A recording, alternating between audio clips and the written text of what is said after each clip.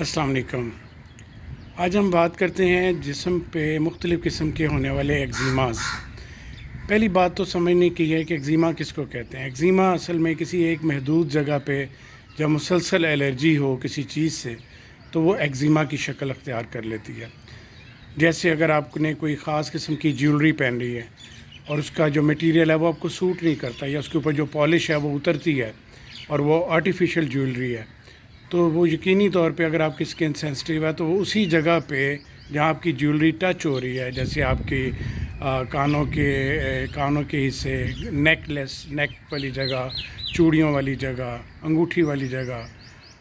نوز پن والی جگہ، یا اگر آپ نے ماتھے پہ کچھ بندیا لگائی ہے، کوئی اس طرح کی چیز لگائی ہے، مطلب جہاں بھی کوئی آپ جیولری آپ کے ٹچ ہو رہی ہے تو وہاں اگر اس کا مٹیریل آپ کو سوٹ نہیں کرتا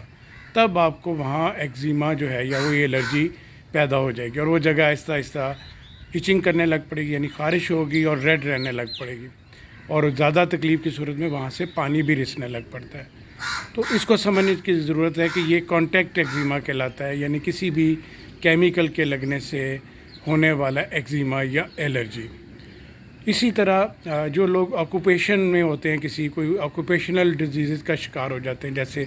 جو راج مستری ہوتے ہیں یا جو سیمنٹ کا کام کرتے ہیں، وہ بار بار سیمنٹ کو ٹچ کرتے ہیں، ان کے ہاتھ کو سیمنٹ لگتا ہے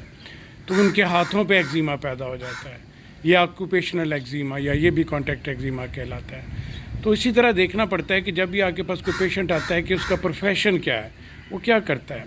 تو اگر اس کے کام کی وجہ سے اس کی جلدی بیماری پیدا ہو رہی ہے تو اس کو ضرور کنسیڈر کیا جاتا ہے، اور جب آپ اس کام کو یا تو اس کو کام کو چھوڑ دے یا اس کے لیے جو پریکاشنری میئرز ہیں اگر وہ اختیار کرتا ہے تو پھر وہ پرابلم اس کی ختم ہو جائے گی۔ جیسے اگر آپ کو جیولری الرجی کر رہی ہے تو عام طور پہ آپ آرٹیفیشل جیولری کا استعمال بند کر کے پیور گولڈ کا اگر استعمال شروع کریں تو پھر آپ کی وہ والی الرجی جو ہے وہ جو جیولری سے ہو رہی ہے، آرٹیفیشل جیولری سے، وہ ختم ہو جاتی ہے۔ تو اس پہ تو آپ اس طریقے سے قابو پا سکتے ہیں۔ اسی طرح جو آکوپیشنل ہے اس میں اگر کام سیمنٹ کا ہے، مجبوری ہے، تو آپ گلوز پہن سکتے ہیں یا کوئی ایسی طریقے استعمال کر سکتے ہیں کہ آپ کے ہاتھوں پہ سیمنٹ کم سے کم ٹچ ہو۔ تو مختصراً یہ ہے کہ اس طرح کی بے شمار الرجیز ہیں، جیسے ہیئر ڈائی ایگزیما ہے۔ اب ہیئر ڈائی یا ہیئر کلر کرنے سے بھی سر میں اور چہرے پہ یا گردن پہ بہت سخت الرجی ہوتی ہے، لیکن وہ سب کو نہیں ہوتی، جس کو اس کیمیکل سے الرجی ہے اسی کو ہوگا، اور یہ ایک دم پیدا ہو جاتی ہے، چاہے وہ کلر آپ پہلے یوز بھی کر رہے ہوں، لیکن بعض اوقات ایک دم اسی کلر سے الرجی پیدا ہو جاتی ہے۔ اور اسی طرح اگر کسی نے پہلی دفعہ کلر یوز کیا اور اس کو وہ سوٹ نہیں کرتا تو بہت سخت اس کو اس جگہ پہ الرجی ہو سکتی ہے۔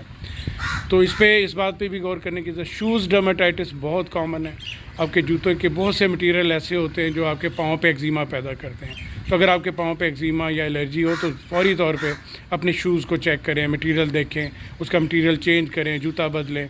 اور یعنی اگر جوتا نہیں بدل سکتے تو نیچے پھر کاٹن کی جرابیں پہننی شروع کریں، تو آپ فوری طور پہ اس ایگزیما سے بچ جائیں گے۔ تو یہ چند ضروری باتیں تھیں جو کہ کانٹیکٹ ایگزیما کے حوالے سے تھیں، کہ جو کسی کیمیکل یا چیزوں کے ٹچ ہونے سے ہوتا ہے۔ اگر آپ کو کوئی بھی اسی طرح کا ایگزیما فیس کرنا پڑ رہا ہے تو آپ اپنے جلد کے ڈاکٹر سے یا میرے سے رابطہ کریں، میں آپ کو اس کے لیے گائیڈ بھی کروں گا، جو ضروری میڈیسن ہے وہ بھی بتاؤں گا۔ آپ کا بہت شکریہ۔